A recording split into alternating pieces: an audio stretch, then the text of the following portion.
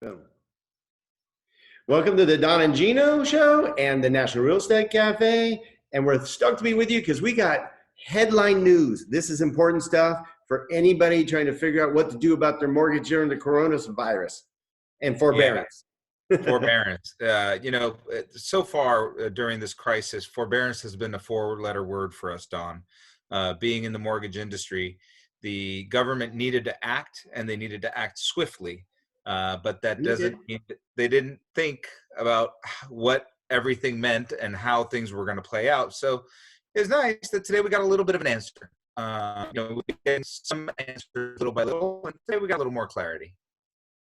So Fannie Freddie, which is who we're waiting for to figure out, which is basically the head of FHFA. And you've heard us kind of banging a little bit on Mark Calabria, saying he needed to take action because it was affecting all of us. It was affecting our industry on what do we do with all these forbearances, because they said, don't worry, you won't be kicked out of your home, but there was no plan in the background. And finally, Calabria answered with his answer to, what do we do with the forbearance and how does it look for borrowers, other than, don't worry, it's not going to affect you.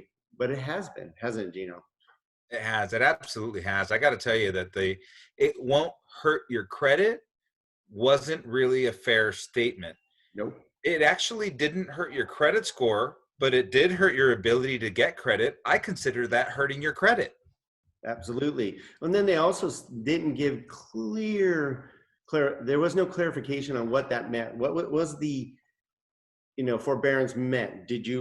First they're like, well, you're going to have to pay it back. Well, do you have to pay it back within a year? Do you have to pay it back over time? Or is it tacked on the end of the loan, which we knew that's not really a forbearance. But basically we knew there was be some kind of modification. We didn't know how that looked, and they gave us some clarification today. Yeah, so basically what they said is most of the initial forbearances were a request for 3 months. It's also very easy to get that extended to 6 months, and now you can ask for an additional 6 months, so you can defer up to 12 months. And even though that was said initially, it wasn't super clear what would happen after the end of that period, after the end of 3, after the end of 6, or after the end of 12. Now it's pretty much crystal clear that you can push this to the end of the loan, and you don't necessarily have to have a formal loan modification. And that's good news. Yeah, I mean, it isn't basically what they thought was going to be tacked on the end of the loan. So your 360 month loan becomes 362 or 367, but that's not the way it works. It's actually going to be a balloon payment at the end of the loan, or when you pay off the loan, you're going to have to pay off that amount that was deferred. And they call it the COVID-19 Payment Deferral Program. Yeah, that's a really good point, Don, that you are going to have to pay it off when you refinance or when you sell. So that's definitely something. Remember, this is not forgiveness, it's forbearance. And so that just means you're going to delay these payments until a later date. One of the things begins July 1st, correct? Correct. And that's because it seems like that would be the mark where the third month ends at the end of June. You could have missed April, May, and March, April, and May payments. And so June 1st, you could say, okay, I'm done with my forbearance. I took my 3 months. Now I'm going to continue paying off till a later date.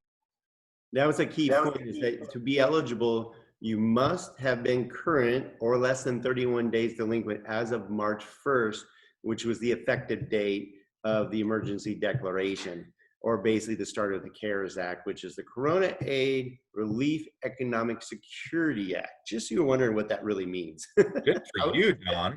I wasn't sure what it meant till now. I'm like, that's what it means.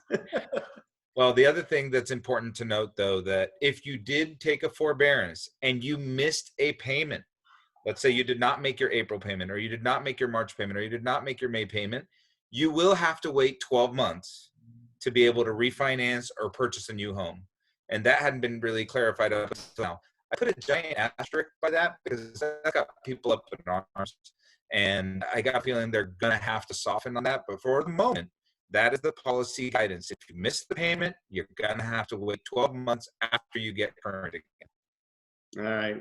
So again, be careful. And they basically even the FHFA said, if you can make your payment, make your payment. This is 100% help you if you can't make your payment. And that's what it's there for. So don't just think you're going to get a free ride by not making your payment because they're enabling you to. It could affect you and probably will affect you. So make sure, I mean, it's just best to make your payment if you can make your payment, bottom line. Let me just give you some quick and some really quick dirty math, Don. Let's just say, for argument's sake, you skip 3 payments and they're $3,000 a month. That's $9,000. What a shame that would be if interest rates went to 2.75% at some point in the next 12 months and you can't refinance because you wanted to save $9,000 today. It's going to cost you tens, 20s to hundreds of thousands of dollars over 30 years, which is possible. So if you need it, take it. If you don't need it, leave it there for those who need it. All right, so you heard it right here on the Don and Gino Real Estate and Finance Show, the National Real Estate Cafe, which you can always find out more by going to donandgino.com. Click and subscribe to our YouTube channel. You get these available all the time. Go through them. There's some great information. We're trying to update you on a regular basis what's really happening in the real estate and financial world. No political spins, just great information. You can also get these sent to you right to your phone, no spam, by texting NREC to the number 58885. Thank you for being part of our show. We'll keep you up to date. All right, we'll see you tomorrow.